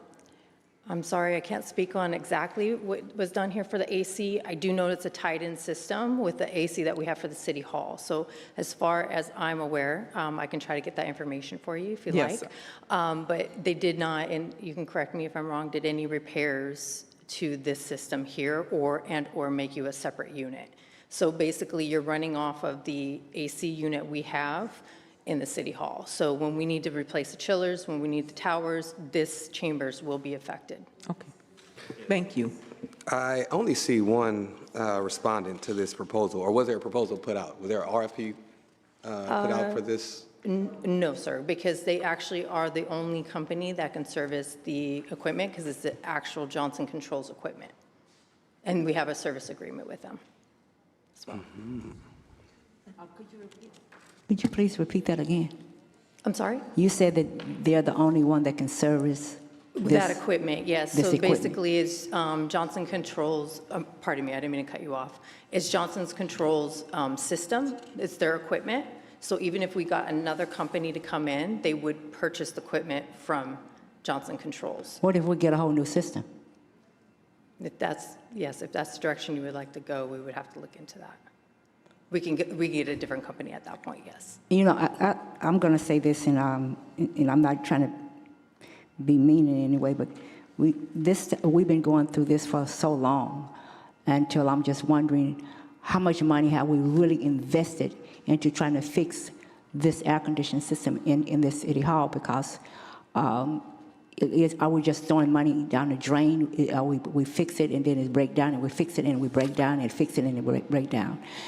So I'm just, for me, I'm just like, how much will it cost, and do we need to start trying to put money aside in order for us to put a new system in here? Or what is it that we really need to do in order to try to make sure that we're not constantly, the employees are freezing in the wintertime and burning up in the sun? And yes, I mean, what is it that we can do in order to try to address this issue? But I mean, really address it. And the reason it's just when you are fixing stuff and you keep putting in money into something and it doesn't seem to be really fixing the problem, then you get to feel as though that you're just throwing money down the drain. Yes. And so, so please can. Oh, sure. He'll go ahead and take the floor a little bit. So what I was saying earlier, there's multiple components to this, and each one is like on a car. You have the tire goes flat, you have air conditioning brakes, alternator, things like that. To replace the entire thing would require tearing the entire building apart and replacing the air handlers, the chillers, and the towers all at once. We actually provided that budgetary pricing several years ago to renovate your air handler, replace the chillers and the cooling tower and associated pumps and other components, and bring it up to current codes and most energy efficient. This would be the first step. Like I said, we could update pricing for the rest of the building also, but it was rejected a few years ago. This is the most critical component to get it up and running right now. And as far as minor breakdowns and throwing it down the drain, everything up 20 years of age will suffer failures. At least they're all minor. This one is the major one.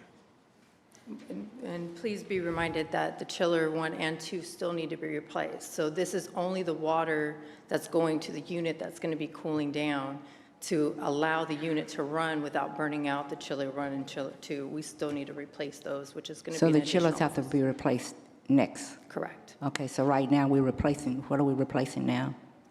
The cooling tower. The tower. The tower. Yes. Yes, ma'am. Tower's being replaced. And then as far as some of the repairs, I know you mentioned that. I think there was a lot of trying to maintain it without actually fixing it properly. And I hope moving forward that we will be able to fix the AC correctly. So we'll fix the tower, the chillers, and then we will be able to sustain the AC without having to change out the whole system. Have we ever have we had any work done on the chiller prior to that now? Is this our first time having the work done on the chiller? We've had some work done on the chillers, yes. You guys approved, I think it was on April 28th, if I go back real quick on that, but April 28th, April 28th, the council did approve for chiller repairs. So we did the repairs that were necessary to keep the unit from, well, the chillers from damage with the chillers. And then now the tower, it will help keep the water cool so we don't continue damaging those chillers. But eventually they will need to be replaced because they are past their life expectancy. Yeah, that's what I'm saying. Yeah. Okay, thank you. What is it going to cost us for a whole new system? Do you have any idea of that? I don't have that quote, no. I don't have an idea of that. Well, could you get that information for us, please, so we have some idea as to what we're looking at? Sure. Okay. Sir, the chillers, what would those cost? You said one and two need to be replaced now, the chillers? The mic. The chiller cost. The mic. The mic. We can't hear you talking to the mic. I don't recall. Sorry. Offhand, I don't have that proposal in front of me. We can update it and get that price to you. So that means in excess of 500,000? Yes. For the chillers? Excuse me? You said just for the chillers? It's to replace both chillers, the pumps that are in there, and bring it up to code with refrigerant monitoring, exhaust systems, things like that. It'll be like over $500,000. If you take an educated guess, it's probably around $1 million. Okay. Okay. We should have used that money we were about to give away tonight for I'm that. trying to tell you. We have it. I'd like to see what this looks like to get a whole new system, just get a quote to try to, redo the entire system, and just see where we stand on that first. Before I give out, that's how I feel. That's my comfort level. Yeah, the other major part of the system is your air handlers, and we gave a proposal to change the coils in them, not the actual shells. It was a cost-effective way of doing it. Since they're underground, they're very difficult to change. Yeah, I want to know what it looks like to wake up tomorrow morning and have no problems with the AC. What does that look like? How much does that cost? I don't want to nickel and dime this thing all the way for the next however many years. I'm hot right now. I think the coils that were replaced, they're in the neighborhood of about $200,000 to $300,000. Yeah, I would personally like to see it all presented, some type of quote, just a nice presentation, just let us know exactly where we stand. That's what will make me comfortable. But thank you. Madam Mayor, Yes, Mr. City Manager. I would like for you to make this clear. We're proposing to replace the cooling towers. Yes. If we replace the cooling towers now, will those cooling towers be a part of a new system should we move forward with the Yes. entire system? So Yes. we need these cooling towers fixed because our air is broken. We don't have air in City Hall. Yes. And if we delay it, we will continue not to have air. It's broken. That's why we have come forward. So to spend this money will be, it will be worthwhile because it will be a part of the new system. So we can bring back that report. But what's being proposed is that we do this part, which will be a part of the overall system we don't have to put in new towers later if we put them in now. No, you're not wasting any money whatsoever. That's It's the point. 1/3 of the project. I think that's the point we need to make clear where we are. Now, how long will it take for this process to complete it? About a month. About a month? Yes.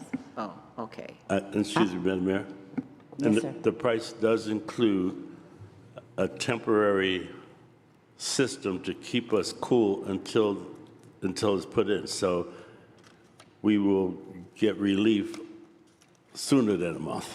We'll get relief by this weekend because they can install the temporary system by this weekend so that by next week, believe me, we have a number of employee concerns being expressed, particularly starting today with this hot weather. So, if we delay this decision, we delay any relief. Yeah. Upon issuing of approval, whatever the appropriate means you guys use, we could have a temporary cooling tower in 2 to 3 days hooked up. I have a question. Say that he's putting in the system. Is this system going to be his system? Or will there be someone else that can work on this system in the future? Or is this going to be just his system? Because I'm understanding now that the system we have is his, which means if somebody come in, they pretty much, this is his system. So how does this work? I'm just, looking further down the line. How does this work? As far as my understanding is, yes, it is their system. It is So their would- system. Yes, we could still have a different contractor. They would just have to purchase the materials and the parts through Johnson Controls. Because it's their equipment. Yes, ma'am. It's their equipment. I'm sorry? It's their equipment. It's their equipment, yes. And it's their their system. parts or materials that they And they so if provide. you have to get parts and materials and everything, you have to get them from them. Yes, ma'am. I'm just asking questions. No problem. Mhm. So if we decide we want to go with a whole new system, how do we do that? Is there a way for us to do that, or can we even do that? So basically, if you did a whole new system, you could get a different company to do it. You could get another company to service it. They would just have to purchase for that tower specifically. They would just have to purchase any material or equipment needed through Johnson Controls Johnson for the Control. tower. Yes, Okay. I just wanted to make sure I understood. no problem. Okay. Thank you. Madam Mayor, Yes, I ma'am. also noted that there is an agreement, a sole source agreement with the city and Johnson Controls that was approved back in 2023. So that's part of it. So they are. No, I got it. I understand, Ms. Jordan. Thank you. I got it. Yeah, so. Did the council have any more questions? Okay, No. thank you for your time. Thank you.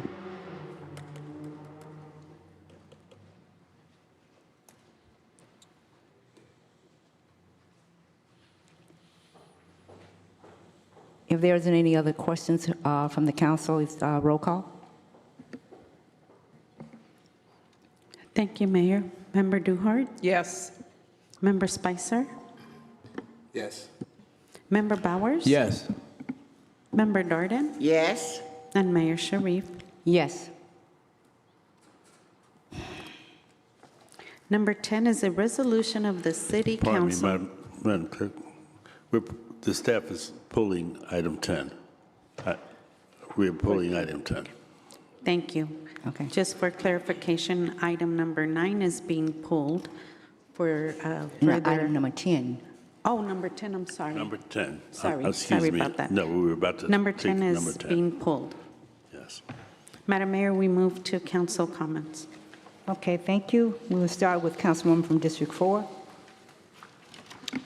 Thank you, Madam Mayor. On Wednesday, July 15th, I had the pleasure of attending the grand reopening and ribbon-cutting ceremony celebrating the newly renovated offices of the Community Legal Aid Southern Cal at the historic Thurgood Marshall's Justice Center located at 725 West Rosecrans Avenue. Community Legal Aid Southern Cal has maintained a presence in Compton since 1993, providing free and low-cost civil legal services to our residents. Their work has included assistance with housing and tenant rights, family law matters, domestic violence support, consumer protection, immigration-related legal services, community legal education, and much more. On Thursday, July the 16th, I attended the swearing-in ceremonies of Denzel Jordan Perry, who was re-elected another term on the Compton Unified School District Board of Trustees. On Thursday, July 16th, I attended the Retired Compton Firemen's Luncheon. On July the 18th, I attended the homegoing services for John Banks, a former employee of the legal department. I represented this city together with former City Attorney LeGrand Clegg in offering formal condolences to the family and to presenting a resolution at the United Christian Fellowship Church on Atlantic Drive.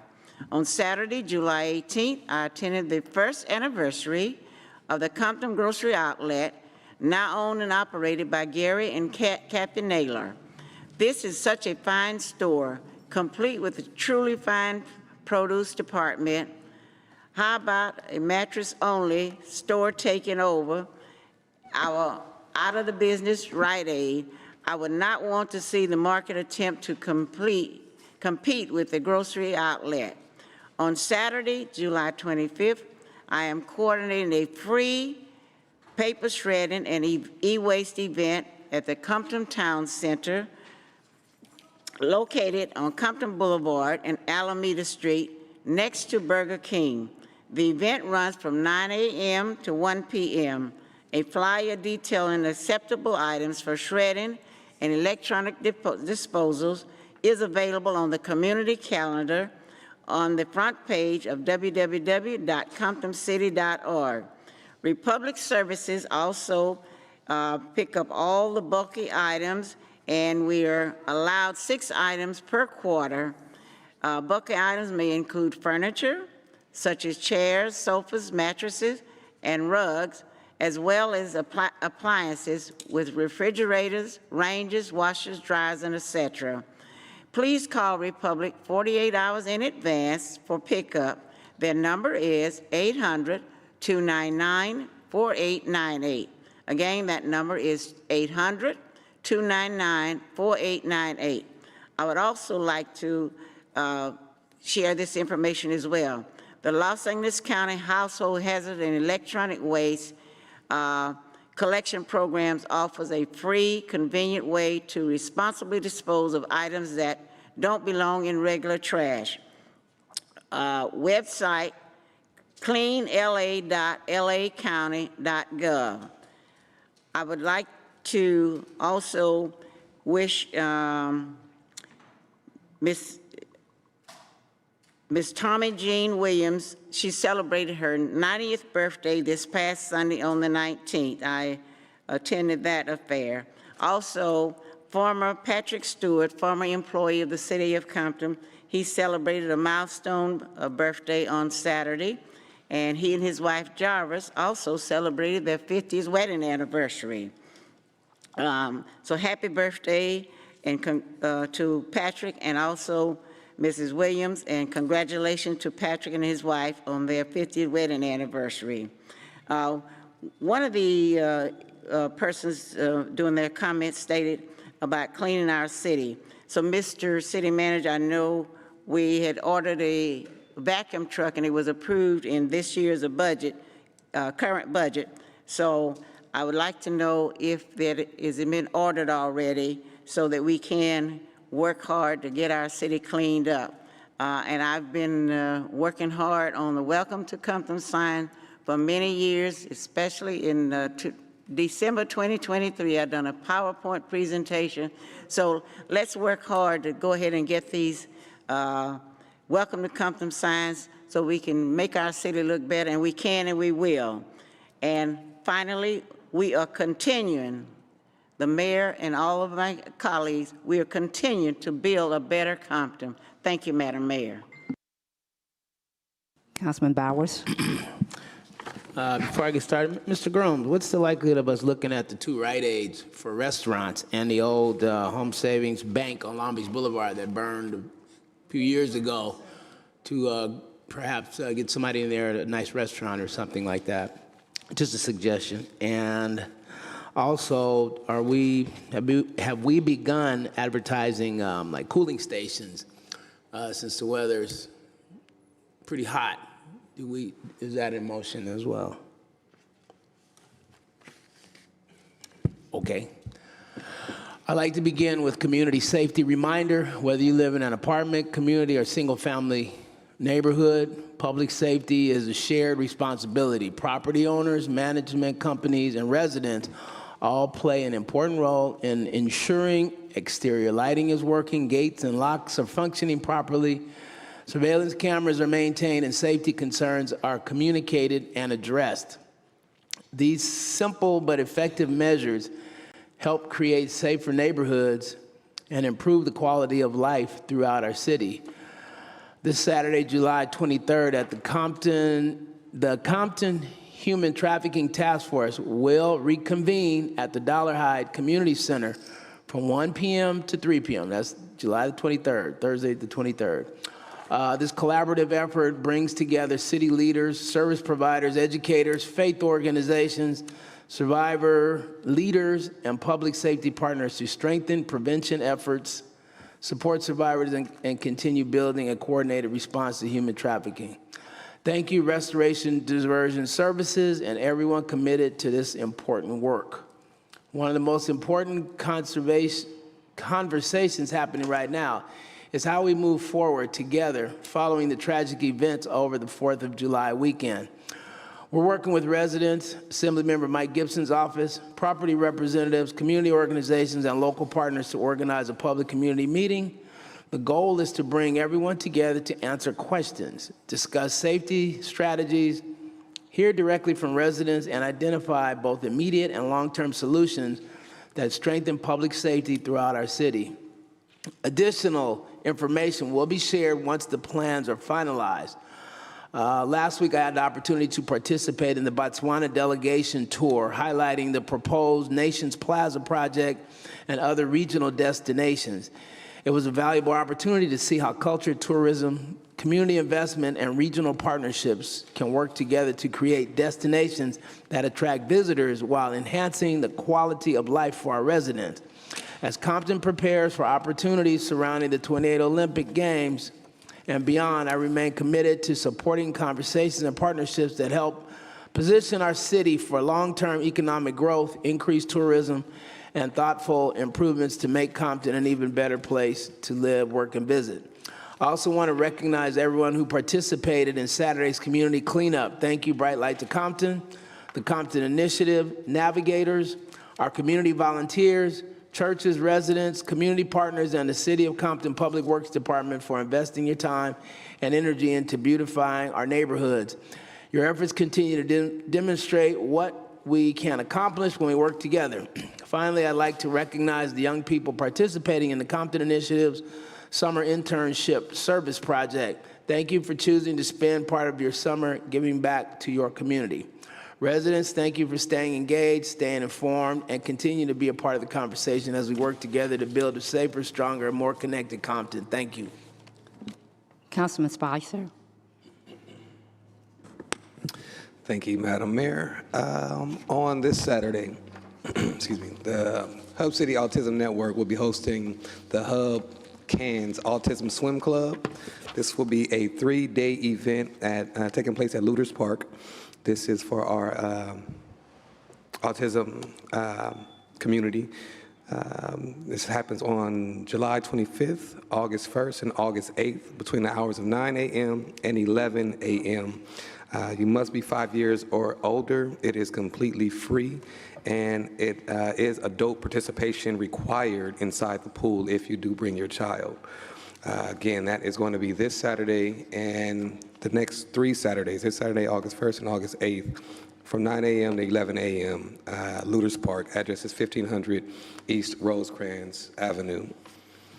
Also, the Compton Rodeo, hosted by the Compton Museum, Compton Cowboys, and Connecting Compton has been moved to Saturday, July 25th from 5 p.m. to 10 p.m. in the City of Commerce. Tickets are available. More details can be found on comptonrodeo.eventbrite.com. On Saturday, August 1st, it'll be the second annual Nas Hoops and Healing at Wilson Park from 12 p.m. to 4 p.m. The address is 123 North Rose Avenue. That's in the City of Compton, obviously. And then lastly, last event I want to acknowledge is on Saturday, August 8th. My office will be hosting the second annual free dental and free vision event. Last year we serviced roughly about 200 residents with dental or vision services. This is extractions, fillings, and more for the dental. As far as the vision, they are giving out free glasses, there's free eye exams and more.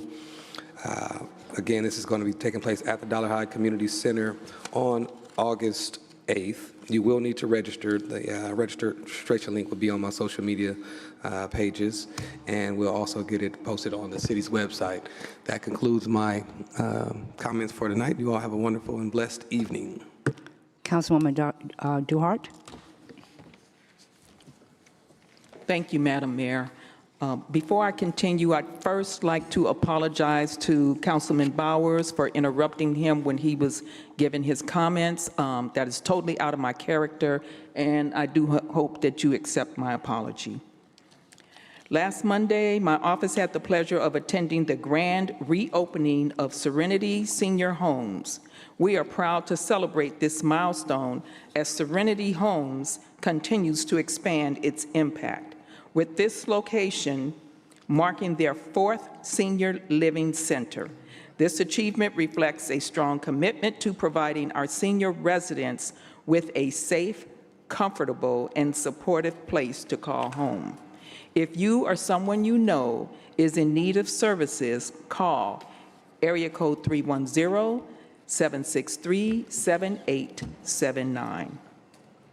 Last Wednesday, my office attended the grand reopening and ribbon cutting ceremony for Community Legal Aid Southern Cal. For years, the organization has provided free and low-cost civil legal services to individuals and families throughout Southern California, helping residents navigate important legal matters involving housing, family law, consumer protection, domestic violence, immigration, public benefits, and other civil legal issues. Congratulations, Community Legal Aid Southern Cal, on this exciting milestone. We commend your continued commitment to expanding access to justice and civil legal services for Compton families.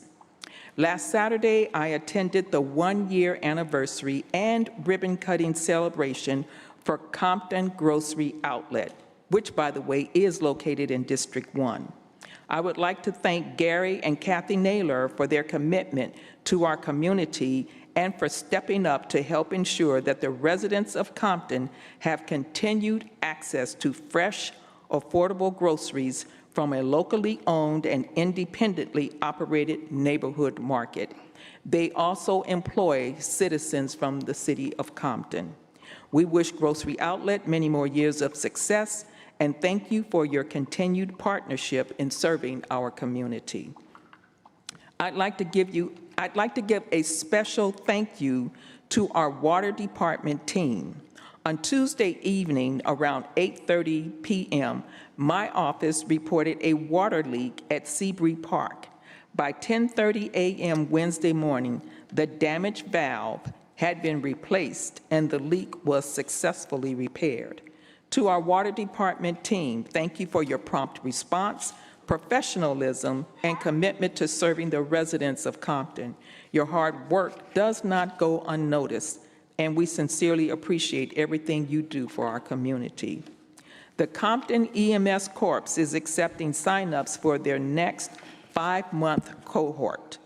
This transformative program includes EMT training and ride-alongs, life coaching and mentorship, job readiness training, and a $1,500 a month stipend and job placement assistance after graduation.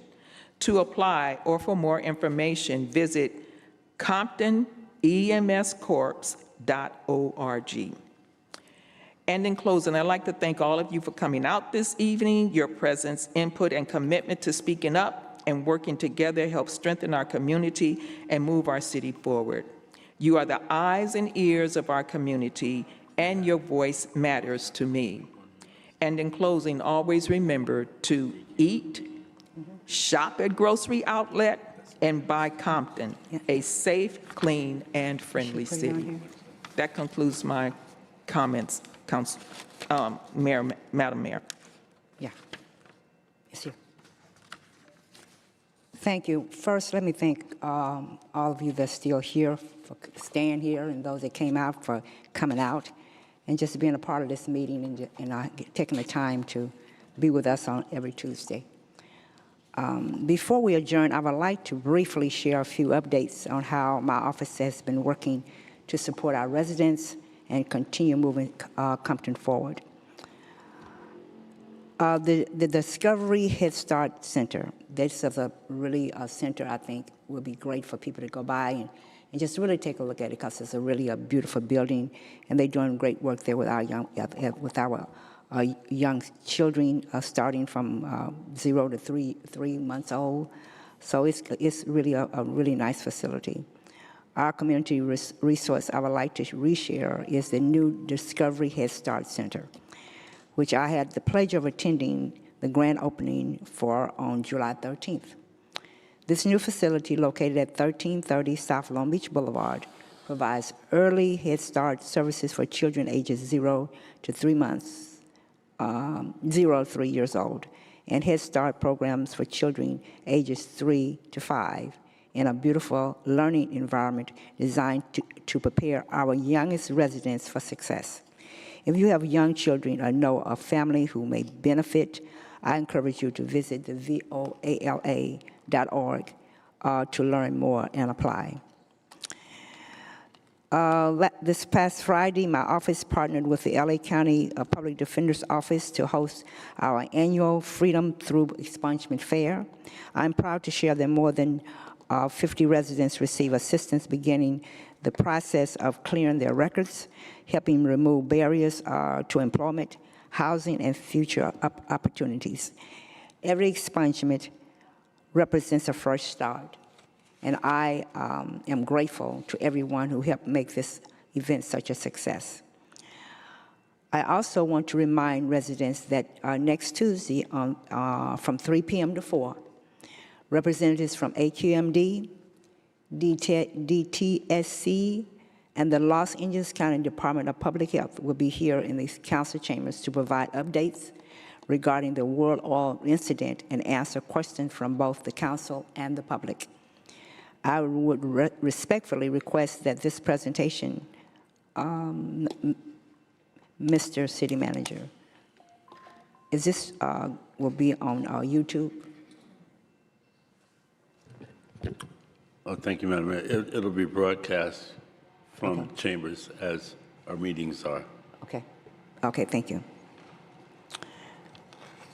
Compton Summer Tech Week. Registration is still open for Compton Summer Surge Tech Week, taking place July the 27th through July 31st from 9 a.m. to 4 p.m. at the Dollar High Community Center in partnership with Touch Up, Inc. Youth ages 15 through 27 will gain hands-on experience in coding, cybersecurity, innovation, design, entrepreneurship, and other emerging technologies through real-world projects and mentorship. To register, please visit ComptonTechWeek.com or email info@touchuptech.org.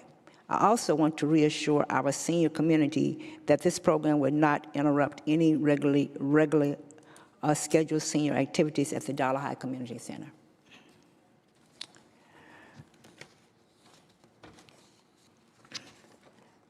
And Mr. City Manager, I would like to request clarifications regarding the city's current process for organizations wishing to host community events. And this past weekend, it was brought to my attention that the Compton Museum received a cease and desist order just 2 days before it planned the Compton Rodeo event.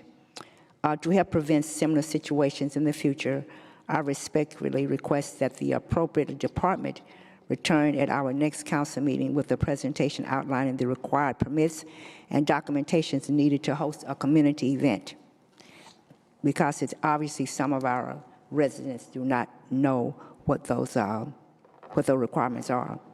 The timeline for submitting applications, which department oversees the approval process, and best practices organization should follow to remain in compliance. Additionally, I would appreciate clarification regarding this specific situation, including when code enforcement first became aware of the event, whether attempts were made to work with the organizers to solve any issues, and why the decision to cancel the event occurred only 2 days before it was scheduled.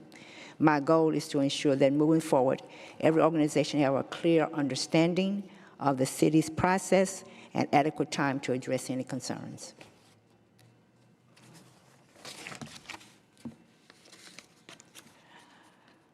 I need a motion to adjourn.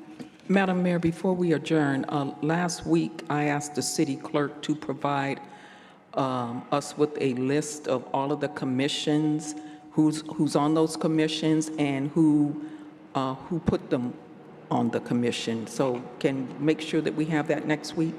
Thank you. Thank you. So moved. Is there a second? Second. Thank you, Madam City Clerk. Roll call. Thank you. Member Duhart? Yes. Member Spicer? Member Bowers? Yes.